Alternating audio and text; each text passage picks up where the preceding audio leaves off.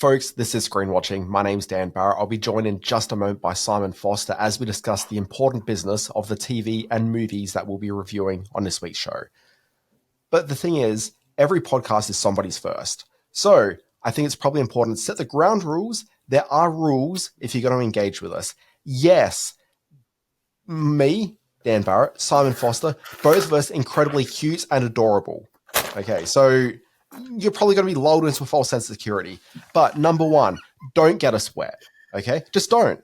Number two, no feeding after midnight. If you do that, things get bad. Folks, this is Screen Watching. This is not like TV, only better. Television! Teacher, mother! Secret lover. What, that's it? That's your movie? Well, I said that I had an idea for a movie.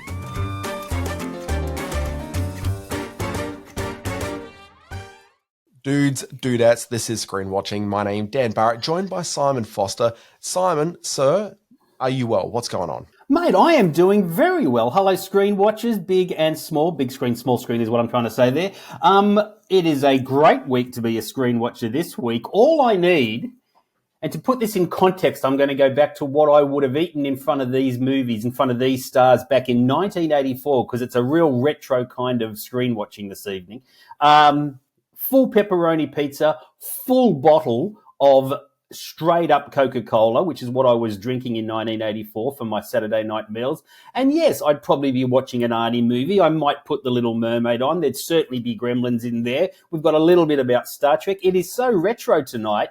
It's like I've got my whole life in front of me and the weight of the world hasn't crushed my spirit. Look, guys, how about you crack a Pepsi free and we'll get going with this week's podcast. Simon Foster, I think we're going to do some forward sizzle as to what we're discussing. On the docket this week, I'm going to take a look at two very 80s inspired bits of ephemera, I guess one could say.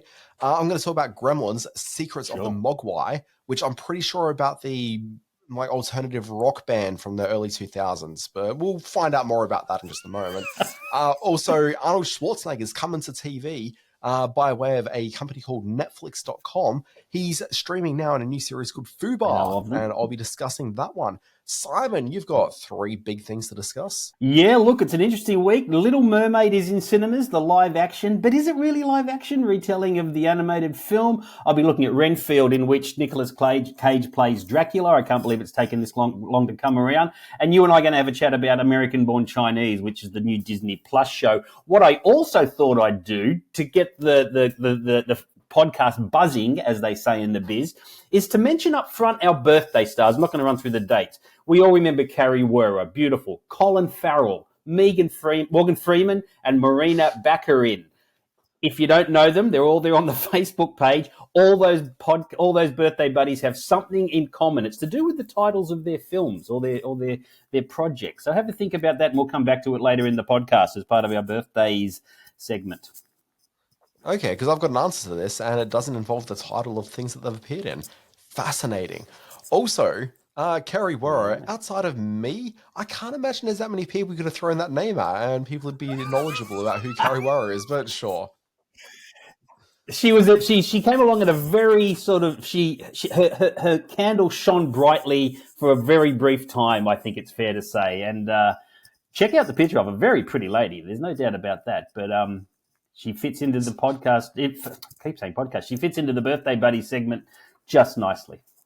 So Carrie Werner, I think, is probably only really known to Australian audiences for appearing in the third season and fourth season of Sliders, I believe, but is kind of best known in the US for appearing on the MTV game show Remote Control. I've got a bit of a soft spot for her for appearing in the Jason Lee comedy Kissing a Fool, which I think is a little bit underrated. But I'd say that's pretty much the Carrie Werner experience for most people. Well, you've rattled off three of Carrie Werner's finest efforts, and none of them are the answer to this week's birthday buddies. So the plot thickens, Dan Barrett. The plot thickens. Okay, well, look, I wasn't prepared to leave a setting overnight, so, thankfully we'll be able to speed this through. Simon, let's dive right into some reviews. It stinks. Now, I think it's probably no secret that you and I are huge fans of Little Mermaid, seminal film in both of our lives. Who could you not be? Yeah. Who isn't? Yeah, exactly. Yep. Simon, I've never actually seen The Little Mermaid, but I'm very excited about also never seeing this remake. But tell us all about it. Sebastian, Ariel needs constant supervision, and you're just decrepit. I am no wait, that's not what. We've got to be bold. Act quickly. I'm a crab on a mission. Oh, yeah. I still got it. The stars have all hit the publicity trail this week. You've got Rob Marshall, the director. You've got Hailey Bailey, who plays Ariel. Melissa McCarthy's out here in Australia. They're all doing their thing.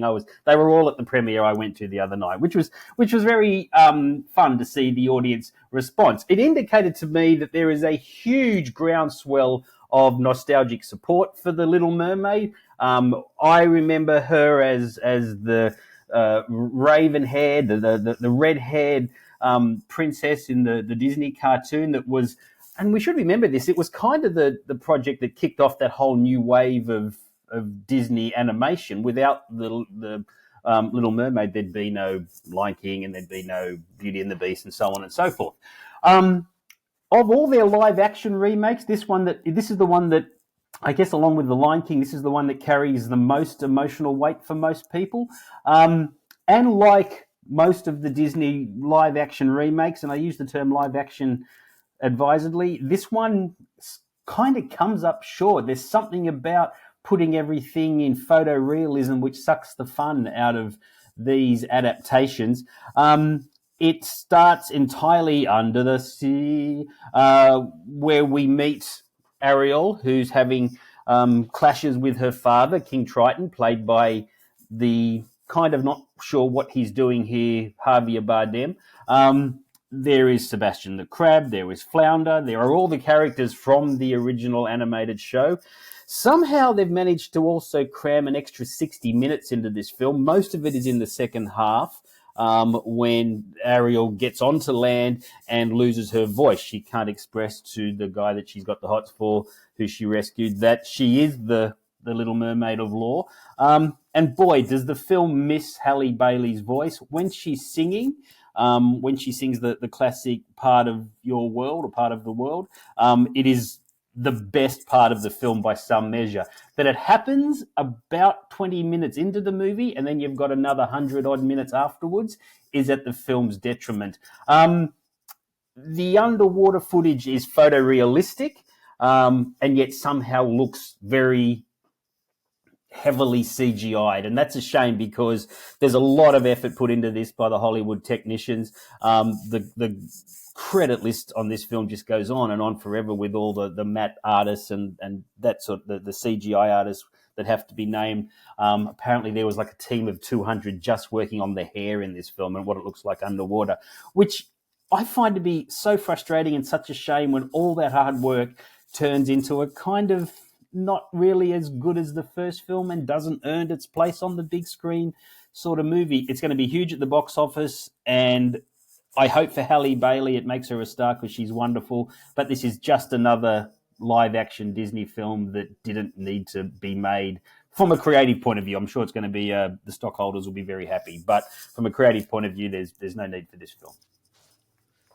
Yeah, I was 9 years old when the first film came out, so obviously there was no way I was going to go and see a girls' movie like this. It just wasn't going to happen.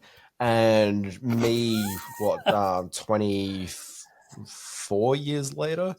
34 years later? 34 years later. Could that be right? That 34? Can't be right. Yeah, no, it can be right. Jesus Christ. Yep, 34 years later, yeah. 34 years later, like, I'm still not inclined to go and see this movie. But also there's something kind of creepy about it. No, going to see The Little Mermaid. Yeah, especially one that looks like you. It's a worryingly sort of thing that just sort of irks me that these old, and it's not a new thing. I mean, 101 Dalmatians, the Glenn Close film, that's now 20-something years old, so they've been doing it for a long time now, but it's never as good as the original, and it's just a worrying trend that they're going to get to the end of their catalogue and you're going to wonder what the Disney studio, what are they going to start remaking Avengers again or make another Star Wars? And that'll probably happen as well. I'm very cynical about the motivation behind the making of The Little Mermaid. But good luck to the kids who'll go out and see it. I think they'll be a little bit bored with it, but we'll see. It is from Disney, of course, and it's in wide release. Now, I've got two things I'm going to talk about on this week's show here. I've got Gremlins Secrets of the Mogwai, which is an animated series, and I've got a live-action Arnold Schwarzennegger TV series. I'm actually going to jam these two reviews together and go one off the other, so strap yourself in. We've got a little Dan Barrett review sandwich here. Okay, so first of all, and it'll become clear as to why I'm sort of talking about both of these, because I kind of had the same thing I want to say about them, which is that I'm coming to both of these projects only because of 1980s nostalgia. So first of all, let's focus on Gremlins Secrets of the Mogwai. We'll play a little clip. Magic is all around us, but you'll never see it if you don't go out and look. That is a Mogwai. Mogwai are the rarest mystical creatures. No mortal has seen one for centuries. Do you have a first name? Gizmo? Gizmo? Hi, Gizmo. I'm Sam. Okay, Gremlins Secrets of the Mogwai. When you watch this, the first thing that you will notice is that the animation on this is absolutely gorgeous. It is mind-popping. It is eye-poppingly just gorgeous to watch and is 100% the reason why you would watch this program. Okay, nostalgia aside, obviously. The thing is that ultimately when you're watching it, you'll start to think this is kind of just a cartoon for kids. And that's perfectly cool if you're a kid, but when you're a grown-up looking for something with a little bit more substance to it, watching the antics of Mr. Wing, who is the older Asian gentleman that we was introduced to at the beginning and end of the first Gremlins movie, the guy that the father had stole the little Mogwai, Gizmo Mogwai from, we're watching the adventures of him as a kid. So it's adventures of him and his grandfather as they get caught up in, they discover a Mogwai at a nearby circus in like a little marketplace. And the grandfather knows what's going on, so he gets his grandson to go on an adventure with him. And the one thing that they were warned by the kid's parents, the daughter of the grandfather, was basically don't go on adventures with your grandfather because it can't end well. So obviously they're going to go on an adventure with the grandfather. By the end of the episode, we kind of know what's going to happen because we're familiar with the Gremlins. We've got, let's just say the little Gizmo character gets splashed with a little bit of water and there's a whole bunch of extra gizmos around. Or Mogwai, I guess would be the correct term. When you're watching an adventure where half of the first episode is taken up with shenanigans taking place at the circus. There's some bad guys that are trying to get their hands on the Mogwai. There's some rogue homeless kids that are, part of a what's that thing with Oliver and wanting more? Oliver. It's kind of like they seem like a Fagin, like a street urchin sort of thing, yeah. Yeah, so you kind of got that sort of element going on. Yep. There's the bad guys, and then you got your two heroes, the grandfather and the kid, and they're all running around, and shenanigans are happening, and people are on stilts falling over the place, and which is beautifully animated. That chase sequence is wonderful. It is gorgeous to watch, but just narratively, it's just so lacking in substance the entire episode, and lacking in substance for an adult viewer. I think if you got some kids, sit them down and watch this. If they're sort of older, you're 6, 7, 8, 9, 10 to 12 maybe. I think that's probably the sweet spot for this. But if you're an adult who's really wanting to watch some, get some of those nostalgia buttons pressed properly, like this, I think will just leave you a little bit cold. You're certainly getting to see Gremlins doing Gremlin type things. But I think maybe the joy of watching the Gremlin movies was watching them as puppets, was watching them as actual tangible creatures, and just the silliness of these puppets being forced to do incredibly silly, dumb, just ridiculous things. Okay, but you put it in an animated context and it just becomes a Saturday morning cartoon. And look, I'm going to sit down and watch episode 2 as a Saturday morning cartoon. Sorry, Simon, one sec. I'm going to watch this as a Saturday morning cartoon tomorrow, and I'll probably have a perfectly fine time with it, but this isn't really a cartoon for adults. Simon. I don't disagree with that, but I would also say that they lean a little bit into the nastiness of the Gremlins movies, whereas the second Gremlins movie was kind of jokey and funny. The first Gremlins was real nightmare fuel for some kids, and And we see what happens, like we saw in the first movie, we see what happens when water gets on Gizmo. We see some fairly kind of cartoonish, but also kind of creepy sort of phase 2 Mogwai come out, the ones that are about to turn into the Gremlins. And we see the big pods that so it doesn't skimp on the sort of the nightmare material from the first film. It does so in a lighter, gentler way, so as not to really scare the littlies. But I think there are elements in this that are very faithful to the film and really fuel the nostalgia element for those watching it in a very carefully constructed way. Oh, look, it's certainly faithful. I'd be pretty hesitant to say this is anywhere near as dark as the movies by any means. Like, it's certainly dark for, most... Oh, no, not suggesting that. I guess. But yeah, like, it's not... you got the real darkness of that first film with Santa in the fireplace and whatnot. Like, that movie, the original movie, is, like, real nightmare fuel in so many ways. The TV series, absolutely not that. Yeah. And even as dark as it got, like, it was just kind of light and silly as well. I don't think you can really refer to it as being all that dark. It was. I would say that the young kid who grows into the shop owner in the film is, and the relationship that he establishes with the Mr. Wing, played by the wonderful Key Luke, the late Key Luke. The relationship he has with the other street urchin who sees that horrible moment when he swallows the globe. That's some pretty dark stuff as well when you see that in silhouette against the door. The other thing that it reminded me of, it being in Shanghai 1920, was, of course, the opening of Temple of Doom. It's all set during the same period, and there are some elements of it that are borrowed from that. So I've got a bit of a history with this series. I tried for the best part of last year to get the first few episodes for my science fiction film festival. The first few episodes launched last year at the Annecy Animation Festival over in France, and unfortunately they wanted to hold on to it until it came to television, and I couldn't get it. So I've been waiting on this for a long time. It ultimately, I think, has enough of Joe Dante's influence and his mindset in it for me to be engaged more than I probably would for a show like this. Plus, as you say, the animation is gorgeous. So yeah, I'm kind of high on Secrets of the Mogwai. I think it's worth the wait. I'm very low on this series, but I'll still probably watch it just out of obligation to really loving the Joe Dante movies. Anyway, that takes me through to... So how are you running these together? Glad you asked, because that was the segue I was leaning into right now, which is the other thing that I watched the other thing that I'm reviewing this week is, again, watched purely for 1980s nostalgia, which was my nostalgia for one Arnold Schwarzennegger.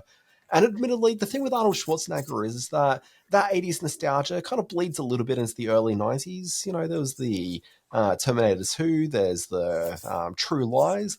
And then after that, as far as I'm concerned, the career of Arnold Schwarzenegger seems to stop a little bit. But we'll talk about that in a moment after we watch this clip of his brand new TV series, his first television program. It's on Netflix. It's called Fubar. You came alone. What was the plan? To kill all of you and then to leave. And now, with all our guns out? I'll manage. You're the fastest 65-year-old white guy on the planet. I guess I'm done. You are officially retired. How are you going to spend your golden years, huh? Dad! Schatzel! Oh, I missed you. Now, since I'm retired, I'm going to win my wife back. What's going to stop us? 15-year-old divorce papers? She doesn't love you anymore? So when you watch this, there's a couple of things you're going to notice. One, the special effects, not very good. Number two, the jokes, not very good. Number three, all the dialogue, generally not very good. Number four, the relationship building, really just not very good. In fact, you got one character who gets revealed to be something that she isn't, and she just becomes an entirely different character. Like a complete 180 is not the same character in any possible way. And you just watch that, and it's just so poorly executed across the board. The thing is, it's still also kind of watchable in the same way that the guy that created this show, Nick, and I've just forgotten his surname all of a sudden, he's not the guy that made Channel Zero, which I think is Nick Antosca. It's like, I want to say Nick Santiago, but that's not right. We'll pull up his name in a moment. Basically, he's the gentleman that created Scorpion. If you ever watch that anemic action-adventure TV program, it's very much that same vibe coming through on this program. as a spy action adventure show, it's not very good. But the reason why you're tuning in is for Arnold Schwarzenegger. And the thing with Arnold Schwarzenegger is that people have this lifelong interest in Arnold Schwarzenegger because he's been part of pop culture since the late 70s, mid 70s, even if you're like really into your bodybuilding. He's been a figure and he's just gotten bigger and bigger to one point where I'd say that inarguably he was the biggest movie star on the planet for quite a few years there. Okay. And so we've all like being Team Arnold, like there's no one that hates Arnold Schwarzenegger. Okay, maybe his ex-wife at this point, but outside of that, outside of those personal relationships, as screen viewers, I think that generally that he has a lot of goodwill and people are very supportive of hashtag Team Schwarzenegger. The thing is that you have to think about the many times that he's abused that love as like for us as cinema going patrons, like from After True Lies. And look, I'll say I don't think True Lies is the strongest outing for either Arnold Schwarzenegger or James Cameron, but it's perfectly fine. Like it's good popcorn fare. And that film actually holds up better. I mean, some of the politics of some of the racial stereotypes aside, but that film holds up better than I think most people remember it as. But it's also been unavailable for the most part for like a good 15 years. I don't know if it got a DVD release, or if it did, it was a pretty small scale release. Lots of people just haven't seen that for years. Oh, yeah, no, it's out there. Yep. Yeah. But that film is definitely the line in the sand moment. Like outside of that, like after that, his career just started cratering. There's films like Eraser, which I think has some crocodiles or something at some point in it. I remember watching him fighting the devil in like 2000. I think it was End of Days is the film. There was a whole bunch of things that seemed kind of conceptually cool, but none of those Schwarzenegger films were any good. And so you start watching Fubar, and this is just of a continuum that we've seen. Like this is not Arnold Schwarzenegger striving to achieve the good, Schwarzenegger experience of the 80s going into the 90s. That isn't a Schwarzenegger on display. This is the Schwarzenegger of, he got some laughs with Twins and Kindergarten Cop. And so he now sort of yucks it up for the camera alongside all these sort of action sequences. And it just doesn't really work. And so I think about Arnold Schwarzenegger and what I still like about him, because the thing is, culturally, he's still around. He's really big on social media. He's constantly publishing videos of him hanging out with his miniature horse and his pigs and the other animals that live in his sort of large Californian estate. They're incredibly charming videos. He's incredibly charming on them. He's launched a newsletter recently where he's encouraging people to improve their physical fitness, and you see like his social engagement around that. He's like a cheerleader for all these people who are really making some major gains in their fitness. That's really cool. I want to see the Schwarzenegger that's hosting a reality program. We talked on the show last week about what stars you'd like to see, like hosting a Family Stone, which is Sylvester Stallone's family reality show. Simon completely betrayed the segment, if people remember that. But I did mention Arnold Schwarzenegger in that segment. And ultimately, that is what I'd like to see him doing. I don't want to see him doing Fubar because he's wasting my time, he's wasting his time, and he's wasting a whole lot of Netflix money because this show, frankly, it stinks, but I'm still going to watch all of it because it was kind of fun. I like watching Arnold Schwarzenegger on screen. Yeah, no, I'm not as down on this as you are. I think the relationship he has with... I wasn't as down on the spin that character that you mentioned takes in the first episode. I thought it sets up the relationship that needs to be set up, and the fact that they're a divorced family and she's from a broken home, and they have that sort of tension between them, all the while trying to escape the machine guns of the bad guys. He's slyly under the sort of radar of a lot of film watchers, made a couple of movies in the last few years, a very downbeat zombie drama called Maggie and a drama called Aftermath, in which he goes after the air traffic controller whose fault it was bringing down the plane that killed his family. And so he's still trying to make these sort of big, dumb, old Arnie type of action films, but there's also a better acting Arnie underneath all of this that does come through in a couple of the moments in Fubar, which I don't think is that important to the... pretty small moment, Simon, because, boy, he stinks through most of this. I don't think so. I think that these are moments that they're not crucial to the show being a success. But they do highlight that he's trying to bring more to what he does with his characters now than he might have at the height of his career. You're right, it was True Lies that sort of showed him to be a smarter action star and a better actor than we expected of him, but then a couple of hiccups like Jingle All the Way and those sort of things derailed his career, which was going to have a life cycle anyway. We've got to remember, we're talking about films of an actor who's 1994, 95, so these are now 30 years old, these films, and I think what worried me about Fubar was that opening sequence where, and some of the stunts in it, where it's clearly a much younger stuntman and a much younger stunt performer doing the action work. And I think, God, if they're going to try and convince me, if that's going to be the thrust of Fubar, then I'm not on board. I don't want to see sort of stand-ins doing Arnie's work, but I think there's a little bit more to it than that. And I did only watch the one episode, so I am keen to see a little bit more of the series. Like you say, there's a lot of nostalgia in this episode of Screen Watching, and Fubar plays into that as well. Yeah, I think it's such an easy lay for nostalgia, Simon. Yeah, I am. I love nostalgia. My whole life's through road-coloured glasses. Anyway, let's get on to the next one. We're going to run through these very quickly. I watched a film that has got some pretty brutal reviews since it was released. It's called Renfield. Sorry to interrupt. Are you okay? I need to get out of a toxic relationship. Why don't you start by telling us what brought you here? My boss, he's different. You can't get him out of your head. No. I need your assistance. I'm coming, Master! Oh, you feel like he could destroy you with the snap of his fingers. Wouldn't even need to snap. Okay. That sounds familiar. Yeah, what?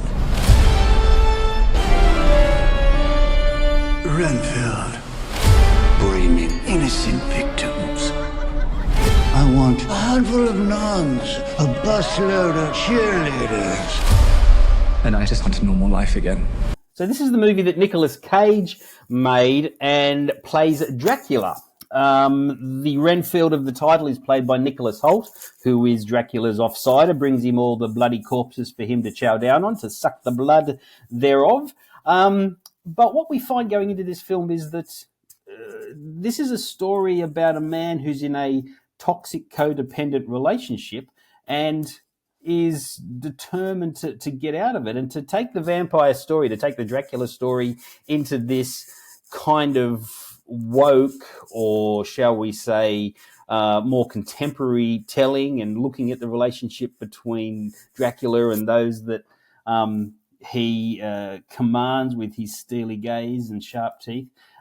We find that it's a really funny and interesting story. Now, at some point, I think the producers probably said, look, Cage is going really over the top with this. The film is going to have to try to keep up with him, so let's put lots of really bloody, gory sequences into it, because this has some wild, wild things in there that I wasn't expecting to see at my local multiplex, not least of which is Cage himself going full Cage, and doing line readings, which are just so unusual and so...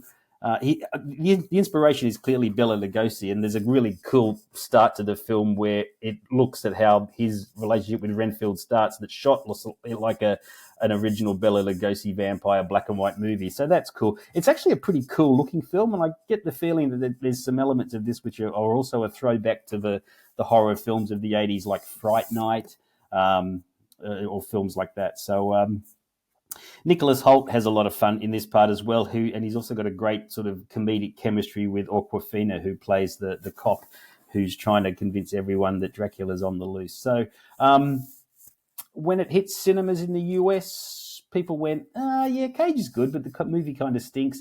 I would suggest not. I think it's actually pretty good, and I get what they were trying to do. If they don't quite pull it off, there's still enough in there to really enjoy, not least of which is Cage going full Cage. So Renfield is in cinemas as we speak.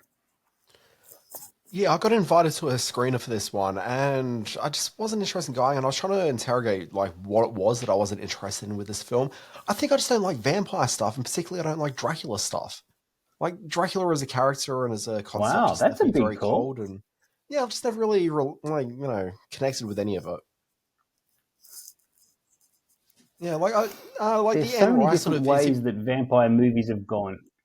Well, yeah, I was thinking like the Anne Rice interview with the vampire is probably the closest I've gotten to really actually finding it to be an engaging sort of a movie monster. But outside of that, like I've just never found vampire stuff any good. Well, sorry, any good for me. Okay, Like it not just for doesn't you, connect with that's for me. sure. Yeah. Yeah, Simon, for you've sure. got another one. All right, let's have a look at. I do, yeah. On Disney Plus at the moment is American-born Chinese. You know, people love this. It's good for you. Right, but this one looks like it's giving me the thumbs up. So, do you have a lab partner yet? Is there a Jim Wang here? Wang. This is Wayne Chung. Wei Chen. He's a new student and he's Chinese, like you. He's gonna tag along to all of your classes. I found seats for us! Come on! Except in math. He's way ahead of you in math. I just want to be a regular guy who does regular stuff. You made a new friend. Just thought this year was gonna be different.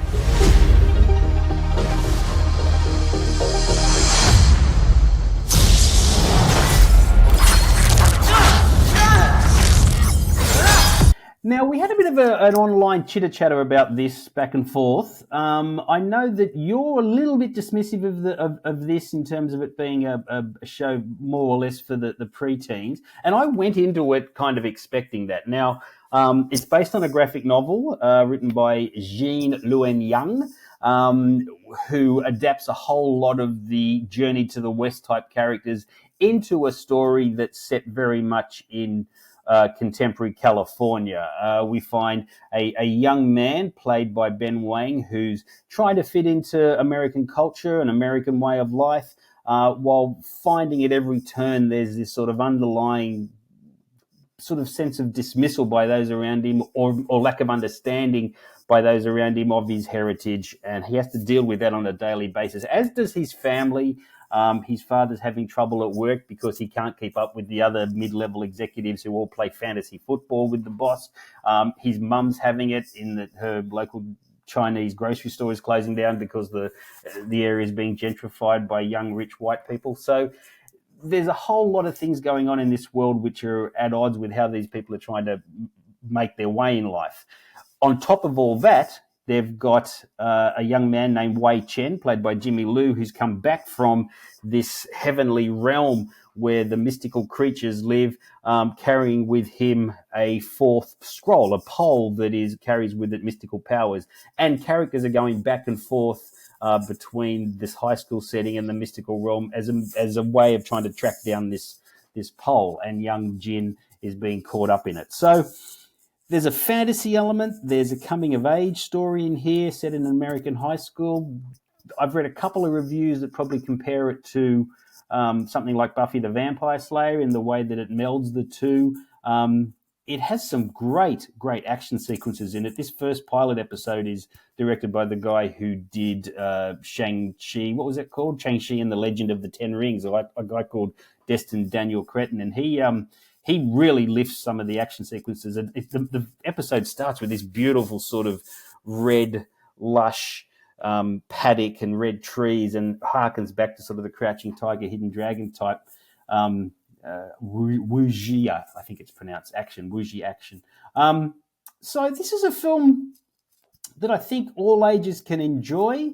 It is also a reteaming of Michelle Yeoh and Ke Huy Quan from Everything Everywhere All at Once.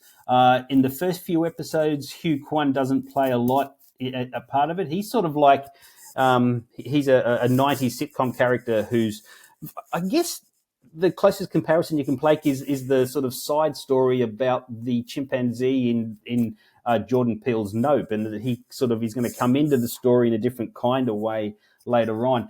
There's a lot going on here, and that may be to the detriment of the show as it plays out, but I found it really gripping and really entertaining in those first few episodes.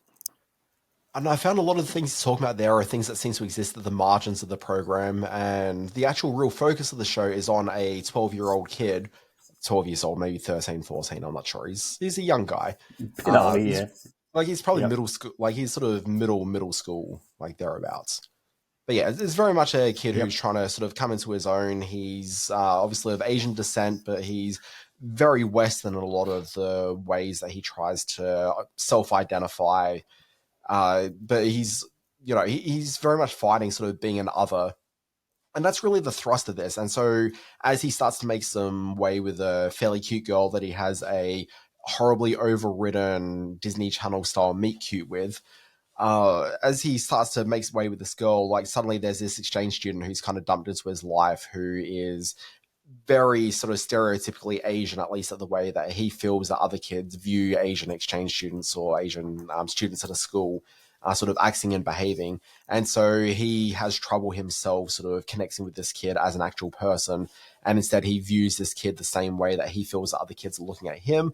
And that's kind of interesting. Okay. And that's kind of really what this program is about. It's about him really actually connecting with this kid and then getting caught into the fact that this kid's got a connection to a lot of Chinese mythology, particularly characters from the Journey into the West. And I don't think I'm spoiling too much by saying that his father's the Monkey King.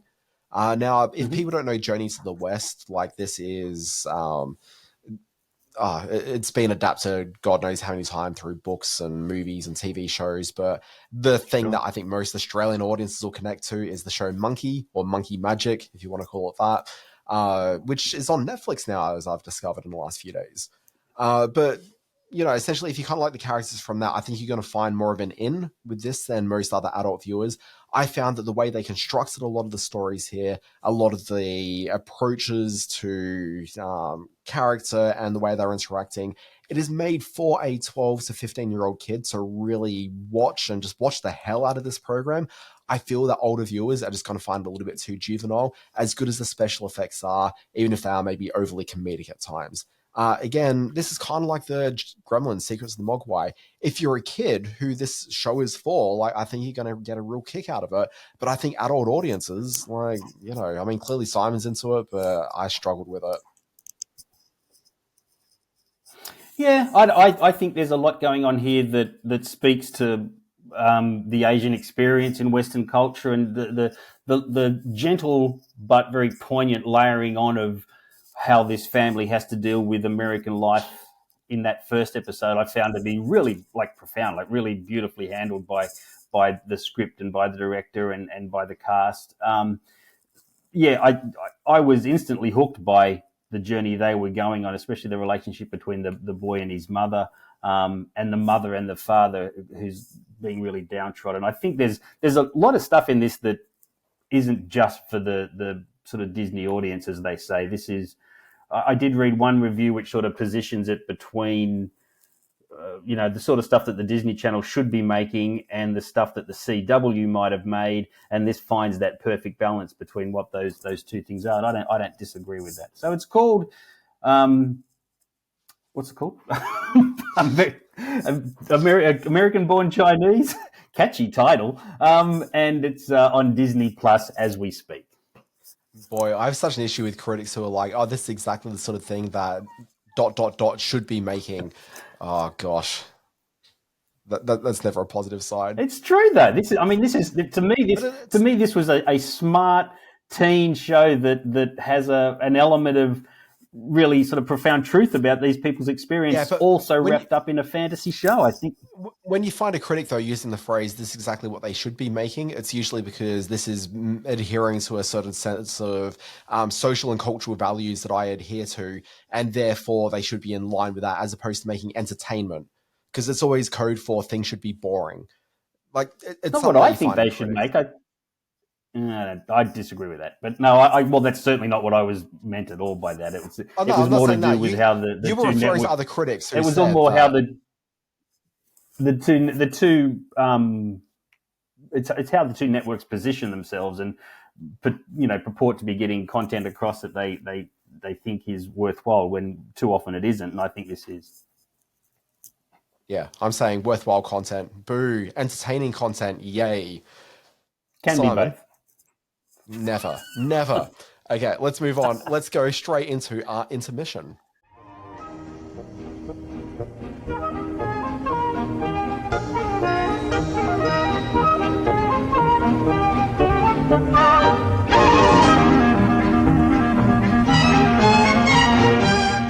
Okay, Simon, I took the reins of the intermission this week. I created a little game, and if you've got kids in the car, if you're listening in the car, okay, put your hands over the kids' ears, but also it's going to make get hands on the squarey. steering wheel. Yeah, it's going to get a bit swearing. This is a game that I've called Just Fucking Kill It Already. The premise of this one is this. Succession, it's ending on Monday after 4 seasons. With the announcement that the show is ending, it was commended for finishing before the show got stale and before audiences get tired of it. And so I thought, what currently running shows do you wish would just pull the plug? And also, just as part of this, I want you to state when, like, how long it's actually been since the show was good and what was the last good episode. So obviously, if we were going to talk about The Simpsons, which I was not going to bring up on, we would obviously say that the last good episode was a 1997, 98 episode. It's been a good episode. All right. Homer goes to New York City and drinks some crab juice. Hilarious episode, the last good one. It's been rubbish since then. Mountain juice. But I'm not bringing that one into the equation here because I think The Simpsons should just keep on going on forever. But that's the premise. So, Simon, do you want to kick us off? We're each going to do 2 suggestions of shows that, quote unquote, should just be fucking killed already. Oh. We're going to have to put a little E next to our podcasting, aren't we, on Apple? Doesn't this become an E show because you're getting all sweary? I mean, 2 swears is fine. 7 swears, that's when you need the E. We'll see how we get to by the end of the intermission. All right, this is a really interesting what you need to know, intermission. Simon. Here's what you need to know. All the kids in Springfield are little SOBs. Little SOBs, exactly. All right, so interesting intermission segment because, yes, some things have overstayed their welcome, but they still have value as on an economics point of view, but creatively they've probably run their course. I'll start off with one, and I had a little bit of trouble coming up with these. It was a vexing intermission. Let's have a look. All right, so you've raised The Simpsons. Now there are 3 animated shows on at the moment that I've pitted against each other: The Simpsons, South Park, and Family Guy. All, to me, it can be argued have overstayed their welcome. I'm going to keep The Simpsons in there because I think it's a TV institution and they will keep getting young writers and young animators through that will try to do something interesting. Okay, Simon, first of all, they're not getting young writers to make it interesting. It's the same people writing this that have been doing it for years and years and years. But here's the thing with The Simpsons and why it should never be cancelled. The entire raison d'etre for The Simpsons from the beginning has been, I believe the phrase is even used in the 137th episode Spectacular, while the show is still profitable, they'll keep making it. And they promised that, and the show is still profitable, so therefore it needs to keep on being made. That's exactly right. And that's why I think this intermission comes up with a really sort of complex and interesting way to look at it, because these shows are still profitable. And to the next point I would make, South Park, it still has value if in a sometimes outdated and quite nasty and not very appropriate way to be a satirical show, to offer commentary on modern society and pop culture. Is it as good as it once was? Probably not. The best episode, I can't say. It's been a while since I've watched it, which leaves me with Family Guy. Now, to me, I know we've raised this previously on the podcast, my views on Seth MacFarlane. Family Guy is in a similar boat to The Simpsons in that it's profitable and easy to make and can just keep churning out episodes, but it's creatively bankrupt and has been for quite some time. I have to break with the format here. I actually can't tell you the last good Family Guy episode I watched, but I do think it is a show that is now just surviving on the smell of an oily rag. And I think it's of those 3 animated films, the long-running ones. I know American Dad is in there as well. I think it's still being made, but it hasn't quite had the impact or the length that the other ones have had. I'm going to say Family Guy. You're gone. So I would argue and say that Family Guy's never been good, but that's just me. Me too. Yeah. Yep. Just never cared for it. Seth MacFarlane just, no. Yeah. Downvote. I'm going to swear again. I'm going to swear. Yeah. But on my list, I had South Park. This is one of the ones I was going to flag, which was, I like Simon, I actually can't say the last time that I remember seeing a good episode of the program. But I do know that I had like so many of us, a love affair for for the first, bunch of years of that program. The movie that they released, Stronger and Uncut, I can't remember, is probably the thing I've laughed hardest at of anything I've ever seen at the movies. Like, that was just a religious experience for me as far as comedy was concerned. But I've tried watching the show. I keep on going back every, couple of months thinking, well, like, where's the gold that I keep on hearing still exists in this program? And I just struggle with every episode. It just feels like something going through the motions. It's got the cadence of a South Park without just that sort of, it's just not funny. Is basically the problem. Yeah. Like, there's just something, the magic of South Park just isn't really quite there in it. Like I said, the only thing that got it over the edge ahead of Family Guy for me was that there's a certain element of, pop culture satire and current affairs satire on there. The last one that I watched was the Megan and Harry episode, which was brutal and cruel and copped a lot of flack for that. But that's kind of what the South Park guys do. And all it did for me was point out that this would have been standard for them 20 years ago, and now it's kind of making headlines for doing what it's always done. I'm not going to argue with you on South Park. Yeah. All right. You want Did me you to have go? anything else, or you were just going those 3 animated? No. I had one more that I think it's a bit of a TV institution, but I had to actually check if it was still on in Australia, and it is. What role, what functionality, what relevance does 60 Minutes have anymore in the TV landscape? When it started, controversial, Simon. Oh my God, going up against 60 Minutes. Yeah, oh yeah. Now, I can't say I've watched the American one at all. I don't know what position it holds in the American landscape, but in the Australian landscape, when 60 Minutes launched, it was the flagship news station, news program, not only on the Nine network, but across the board. Everyone was trying to copy it. All the journalists were heroes. They were at the very top of their game. They were all taken from the Four Corners and Stable on the ABC and great sort of newspaper broadsheet journalists who were the best of their time, the Ian Leslies and the Negus, and then ultimately Jan Event came across and Ray Martin as well.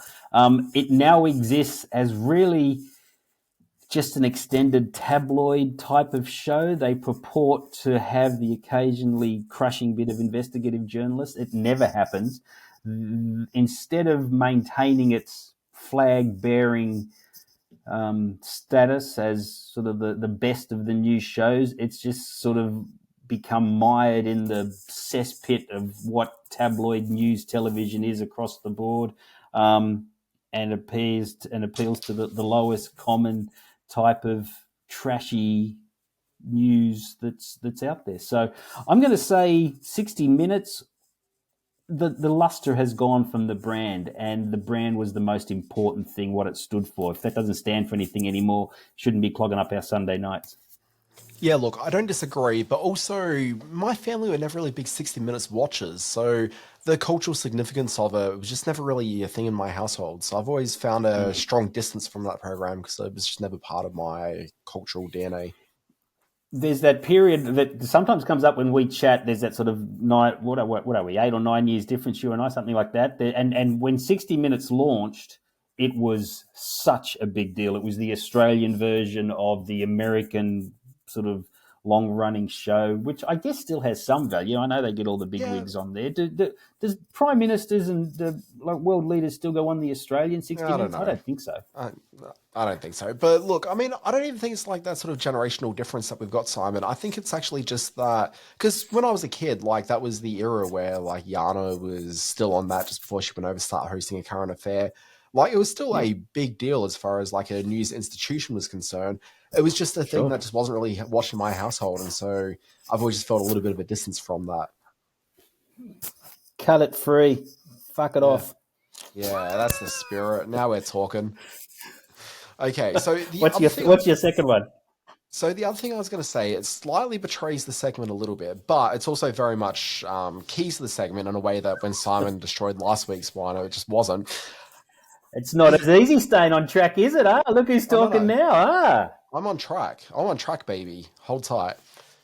We'll see, baby. The one I want to say to just fucking kill it already is the new Netflix series Beef. So, if you've watched Beef... This is an interesting point of view. So it's fantastic TV. And I got to the end of that first season and I was like, you've done it all. There's actually nothing I need to see from Beef going forward. And to their credit, they haven't actually said that there's a second season of the program, but they've also said that, if an idea comes to mind, like they can certainly go down that path.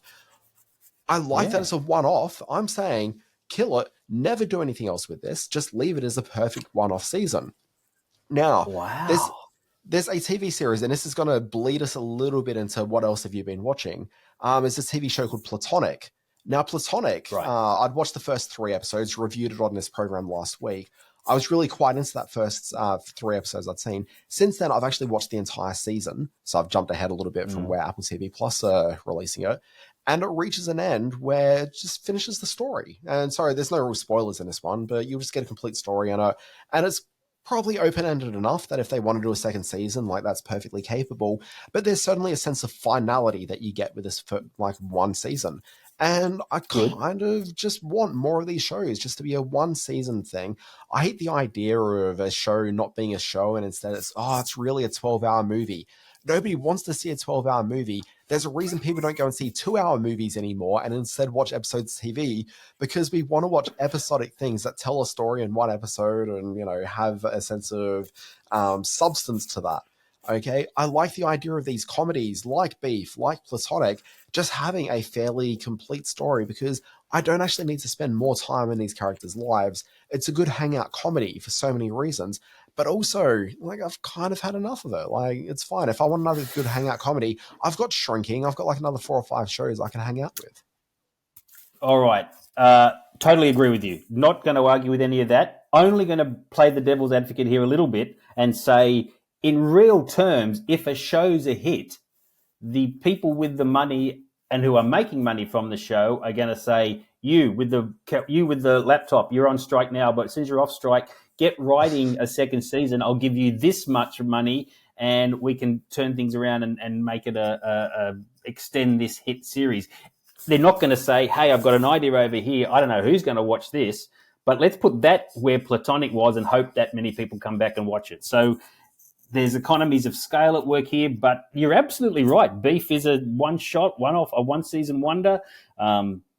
So is Platonic. I tapped out of the other Rose Byrne show, Physical, because I thought the second season wasn't as good as the first. So that's another one that should have tapped out after one, even though it left an open ending for a second season. Well, I think Simon, you'll find that in about a month. One-season wonders. I was going to say in about a month's time, Simon, you're going to see season 3 of Physical, which will be the final season. Wow. Well, yeah. Okay, well, I better keep watching that then. Good point. I didn't think to go down the path you went with Beef. I should have done that because there's plenty of those that I think could have ended after one. So yeah. And do you that see was how a I kept good intermission? Well done. Do you see how I kept the purity and integrity of my premise? Yeah, that's right, Simon. No, I stopped listening right from the start. Okay, what do we got now? What do we do at this point of the podcast? I'm we're going into by your intelligence. We're going into what else have you been watching? Now. Oh, good. Yes. Yeah, I'm just going to rattle off one other thing. So I was going to talk about Platonic in this, but it seems to fit just as well into intermission there. But the other thing I've been watching is a few weeks ago on the show, I think it was in the What Else Have You Been Watching segment, I mentioned I'd started watching Star Trek PICARD. So I think I just started watching it and I said, yeah, it's pretty good. What got me watching the program was that a lot of fans online were going gaga over the 3rd season. Now, it's a show that I've been planning to get to, and I'm like, I'll get around to it at some point. It's not essential. But with everyone talking about it, I thought, well, I kind of want to just blitz through it and try to catch up with where everyone's at. And the reason why all the fans were going nuts is because the 3rd season was a backdoor TV revival of Star Trek The Next Generation. By the end of the 3rd season of Picard, they've reintroduced every major character from Star Trek Next Generation. They've picked up story threads from... Because Next Generation was very much classic TV where, there's a story of the week at the end of the episode, they just move on to the next story, and occasionally there might be a character or plot thread that gets picked up on, but you don't necessarily need to have seen that earlier episode to be able to watch it. Like, it's made for that syndicated TV experience.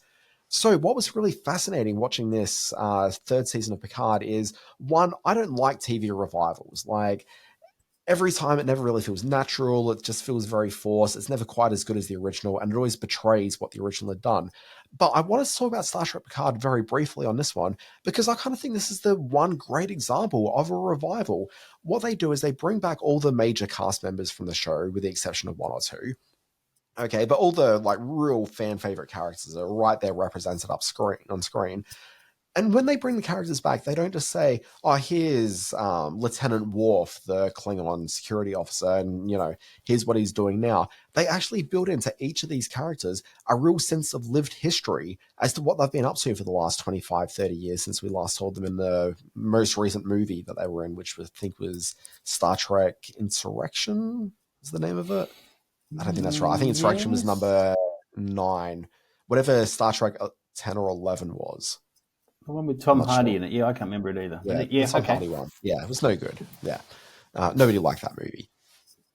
But yeah, so they actually really give like a proper lived-in experience for all these characters. So when you are seeing them, you get to really sort of hear a bit about what they're going through, their emotional journey. You find out that Riker and Deanna Troi, like they've been a couple for some time. They've had a teenage, maybe going into early 20-something son who's died, and so they're dealing with like the emotional trauma of that as part of their relationship. And they've kind of moved on from that emotionally, but that's still part of the bedrock of their relationship and where that are in terms of their progress. And each of the characters are kind of given like a thing, an element of what they've actually been doing all this time and how it actually grounds them as characters. It's incredible. And I also bring back a few of the like notable guest stars and like major sort of plot points, and I actually embed them deep into the character's psyche and really talk about how that's influenced them over the last 20 or 30 years. And it's really smart, very incredible television. And I don't think it's got enough attention, because I think people are looking at third season of Star Trek Picard as just being, it's just more sort of nerd Star Trek stuff.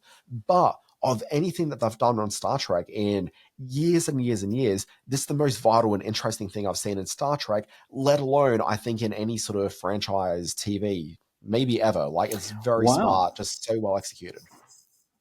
Okay, well, that would explain the 4 exclamation points that you put on the running sheet there. You were quite revved up about it, and rightly so. Okay, well, I've got to be honest with you, never seen a Picard, but I might just tap into to catch up with what's been going down. Good review. I will say, there's a character in that third season that is being a present character in the first and second season.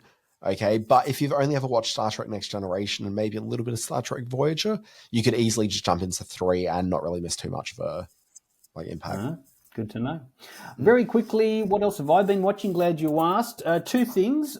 Victim Suspect on Netflix. It's a new documentary about how young women who report sexual crimes against them are often turned into the suspect and often get charged, and in some cases go to prison. A young journalist named Rachel DeLeon started to track this across the US and exposed a number of police departments for doing it. I bring it to our attention because we are very keen on stories about journalism and journalists and the difference they can make. This is a bit of factual storytelling, and she's a compelling figure, Rachel DeLeon, in telling this story.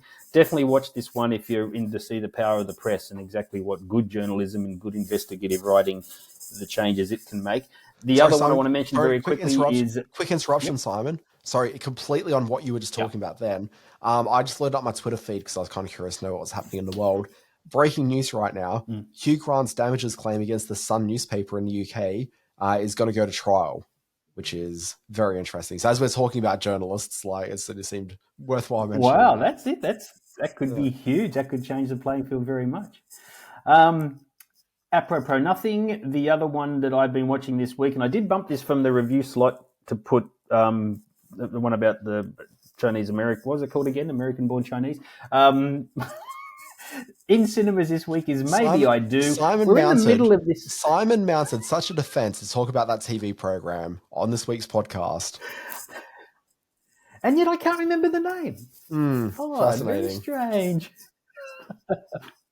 Maybe I Do is the third in, I think, a month film featuring mature age stars. We've had 80 for Brady, we've had Book Club 2, and now we have Maybe I Do. Those other 2 were straight up silly rom-coms. Maybe I Do is something a bit different. It's written and directed by Michael Jacobs, who did the stage play on which it's based. The first half of this film in particular really does allow these great actors, Richard Gere, Susan Sarandon, William H. Macy, Diane Keaton, to have some meaty sort of issue-based discussions, which you don't often see with this age group on screen, and they do it well. The second half deteriorates into, not so much deteriorates, but it just changes into kind of a Neil Simon type slamming door farce and when all the families come together. But to see these four actors do their thing, and the lovely Emma Roberts, who is Julia Roberts' niece, who co-starred in Pretty Woman with Richard Gere all those years ago, so that shows how old Richard Gere is. Still an extraordinarily handsome man. Everyone in this cast is beautiful. Not so much William H. Macy, but anyway, Maybe I Do is in cinemas, and if you don't get along to these sort of grain-type movies, this might be one worth checking out. Okay, Simon, I think this takes us to this week's In History. Oh, I love the In History segment. We get such good feedback about it over at screenwatchingpodcast@gmail.com. That's our email address. Okay. May 27, 1968. Australian TV has its first daytime soap opera, with the Seven Network premiering what resort set melodrama? Yeah, this one's a stumper. I can't do it. Yeah, I must admit, this one was one I sort of fluked across and didn't know anything about. It's called Motel. It stars a hefty bunch of people that went on to big things. People like Jack Thompson had his first acting role as Bill Burke in this one. Lasted 135 episodes. Couldn't quite get a foothold in the way that the Bold and the Beautiful, or the Young and the Restless did, but it's called Motel. The Greenfields Motel, located between Sydney and Canberra and run by the Gillian family, is the setting for this beloved soap. Well, it's not that beloved. Can I give you my Jack Thompson story? Yeah, let's hear it. Okay, so I was walking through Brisbane, this is years and years ago. Anyway, I was walking with a couple of mates, and one of my mates just keeps on going, "It's Tomo, it's Tomo." And we're like, I don't know who you're talking about. Like, what's going on? It's Tomo. And we're like, dude, I don't know what you're talking about. Anyway, the person had well and truly walked past us and was gone into the distance.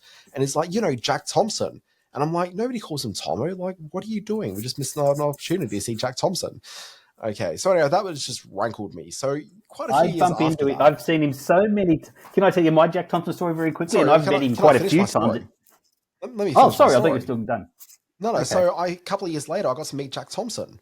And I said, hey, look, like it was part of an interview thing. And like we'd finished the interview. It was very professional and whatnot. Very pleasant, lovely guy. Had a good time with him. But anyway, afterwards, I'm like, can I just ask you a question? Has anyone at any point in your life ever called you Tomo? Okay, and it's like, no, nobody's ever called me Tomo. That's ridiculous. Okay, so just putting that out into the world. That's all. Sorry, Simon, you got a story. Very quickly, I was interviewing him. One of the very first interviews I did on camera was at the Asian Pacific Screen Awards, of which he is the president or the president of the Academy or something like that. And he'd just come back from spending several weeks on walkabout in the desert, in the outback, where he revisited his classic Tomo, where he revisited his indigenous friends. And he sat down in the chair, and I hadn't even asked him a question. Like I literally said, "How you doing, Jack?" And he goes, "Mate, I've just been out there and I met this great elderly man, one of the great elders of the tribe." And he did this 5-minute story about feeling the red dirt between his toes and seeing this tree that he hadn't seen for 30 years. And this elder sort of took him to all these different places in the outback. And I was just transfixed by this incredible bit of storytelling. And I turn around to my cameraman and I go, "That was amazing. Did you get all of that?" And he goes, "Oh, did you want me to film that?" And I went, "Oh, you..." And a stupid cameraman. They're all idiots. Anyway, hi to all the cameramen out there. I would like to think that you managed to, because you were doing it on video for the first time, you decided as an homage to Jack Thompson that you recreated in the same way as his Playgirl spread from back in the day. Oh, that's going to be our Facebook profile pic now. We can do the Tomo spread. Oh, don't call it that. May 28, 1982. Which film reviewer makes his first appearance on Entertainment Tonight? Come on, there could only be one film reviewer we're talking about. We're talking about the great Leonard Maltin. I'd love to sit down and have a chat with Leonard Maltin one day. I've never met him. I think he'd be a fascinating individual. Those books he used to put out, the big sort of Leonard Maltin's movie review, that was kind of like my Bible. I used to read that cover to cover, which is why I'm such an encyclopedic knowledge of all things cinema. May 30, 2000. Stop looking around. Yeah, I thought I'd have one at hand, but no. Yeah. Sorry. May 30, 2005, Gordon Ramsay first appears on US television in which cooking competition show on Fox? I'm just going to assume that it's like My Kitchen Rules. Hell's Kitchen was his first one. Ah! Of course it was. And June 1st, 1969, the advertising of what is banned from Canadian television and radio? I'll give you a clue here. It's not moose related. Really? So it's got to be poutine related then. Look, I'm just going to assume that maybe it's like... it won't be alcohol because, Canadian beer. Like cigarettes. Yeah, tobacco products. Well done. That was a gimme.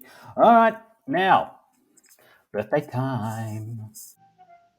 No, not happy birthday. No, not that. Please, no, not happy birthday. All right, I rattled off the names earlier. The birthday buddies this week. May 28, 1967. She is 1 month older than me. Carrie Werrer was born. May 31, 1976, Colin Farrell. June 1st, 1937. He's 1 month older than Dan. Morgan Freeman was born. January 2nd, 1979. The beautiful Marina Baccarin was born. Now, the clue on our Facebook page is that all of these birthday buddies have the title of a project that is somehow related. What could it be? The title of their project. First of all, when Simon provided me with the images and names of, these four very attractive celebrities, the clue about it being a title wasn't in there. But I can tell you that a common trait amongst all four of these actors, is that they have been in Marvel productions, where they've either been a Marvel superhero character or appeared opposite a Marvel superhero character. Yeah, and Simon, maybe so. Oh, sorry, I didn't realize that we could only adhere to your specific list. Yes, there is one answer to this. The answer being... Simon, wait. Can I give you the answer that you're probably looking for? They've all been in some sort of production where in the title was the name Batman. Is that what you're about to say? No. It's much simpler than that. You'll kick yourself when you hear the answer. They have all been in movies or TV shows with animals in the title. It's that simple. Carrie Werrer was in Anaconda. Brilliant. How could you not know that? She was great in Anaconda. She was also in a movie called King of the Ants. She was also in Eight-Legged Freaks, which was about big spiders, but that's not technically an animal in the title. Colin Farrell, The Lobster, The Killing of the Sacred Deer, coming up in The Penguin. Morgan Freeman, take your pick, Dolphin Tale 1 or 2, March of the Penguins, Along Came a Spider. Can you guess the Marina Baccarin one? Oh, Firefly is an animal. Firefly, my friend. She also did a voice in Elliot the Little Reindeer. Have you ever discovered IMDb? There's so much interesting information on there. So that's it. They all had animals in titles of their TV shows or movies. It's that simple. What is it, like 1 o'clock in the morning? This has gone on forever. It's going like that. Well, the two wavelengths that I was on was that Carrie Werrer has been a voice actor in quite a number of things, including some animated Marvel TV series. She does a lot of voiceover work. Yeah, that's true. Yep. Colin Farrell had appeared as Bullseye in the Daredevil movie. Mm-hmm. Sure. Marina Baccarin had appeared as a voice actor in quite a number of the Marvel things as well. So you've got that. And Deadpool. I was going to say, actually, no, sorry. I don't think she has been a voice actor in those, but she had been in Deadpool 3. Mm-hmm. Oh, no, sorry. She was like the ex-wife. All of them, wasn't she? Or the wife, yeah. Yeah. Okay. And also, can you tell me what Morgan Freeman's Marvel connection is? No, I can't. As a younger actor, and he was still a bit of a mature actor at the time, he was a cast member in The Electric Company, which was a Sesame Street spin-off for older kids, and they had licensed the Spider-Man character to be a regular fixture on The Electric Company. So you can find footage on Wow, YouTube as you are- Morgan Freeman dressed as a police officer interacting with Spider-Man. It has taken 37 of my birthday quizzes, but you are finally on board. Look at the effort you're putting into answering these questions. I'm tempted to change the answer and give it to you because that's a lot of hard work. Here's the thing. That was actually incredibly easy. The pathway I originally went down was that it was Batman related because obviously you got Morgan Freeman who'd been in the Dark Knight movies. You've got Colin Farrell, who's recently appeared as the Penguin in the most recent movie, The Batman. Yeah. And then you've got Marina Baccarin and Carrie Werner, who both done voice work in various DC things over the years. Wow. Okay. Look at you. I love it. I got you energized for the birthday quiz. This is it, folks. It's taken over the world. I'm going to change things up this week. I'm going to sign off first. I'm at Simon R. Foster 1 on the Twitter. You can read my words over at screen-space.net. Facebook page for the Screen Watching Podcast is at Screen Watching Podcast. At screen_watching on Twitter while it's still around. Go to the Screen Watching YouTube channel. There'll probably be something new up there. Oh, the Barbie trailer went up this week, so check that out. Very funny trailer. And email us at screenwatchingpodcast@gmail.com. Meanwhile, you can find me on Twitter at the Dan Barrett. You can find me on Blue Sky at Dan Barrett. That's right. Wow. You can start your day with my free newsletter. It's called Always Be Watching. Find that one at alwaysbewatching.com. It's got the big stories in TV, streaming, and film. And on Fridays, we've got the Always Be Streaming newsletter. And that that email recounts the big shows that launched that very week. What a full podcast, mate. That's gone in a long time. Well done. You've done very well this week. I'm very happy with how the podcast turns out.